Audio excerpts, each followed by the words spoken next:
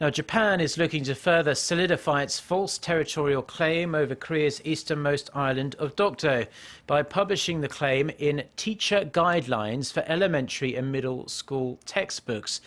The latest move comes as Seoul-Tokyo ties are becoming increasingly frayed over the issue. Kwon Soa with the details. The Japanese government is ramping up its campaign to falsely claim sovereignty over Korea's Dokdo Island through new education guidelines. The Japanese daily Yomiuri Shimbun reported Saturday that Tokyo's education ministry is expected to publish revised guidelines on elementary and middle school social studies textbooks in March or April.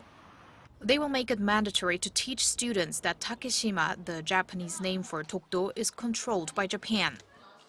Following a public review, the guidelines will be made public shortly after and should take effect in 2020 at elementary schools and a year later at middle schools. While Japanese textbooks already falsely show Dokdo as Japanese territory, including this claim in educational guidelines that are revised in 10-year terms makes the issue even more difficult to solve for Korea, as it would make it harder to change textbooks' contents even if Japan's next government take a softer tone than the current Prime Minister Shinzo Abe.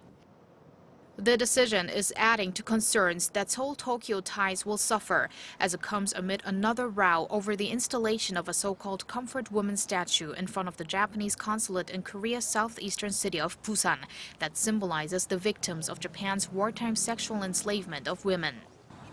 It's been almost 3 weeks since Japan's ambassador to Seoul and general consul in Busan were recalled over the issue. On Friday, Yohei Kono, a former Japanese chief cabinet secretary, criticized the Japanese government's move, saying it's not a diplomatic solution. Kono is the figure who released the so-called Kono Statement in 1993 that acknowledged Japan's military forced women into sexual slavery. Kwon Soa, Arirang News.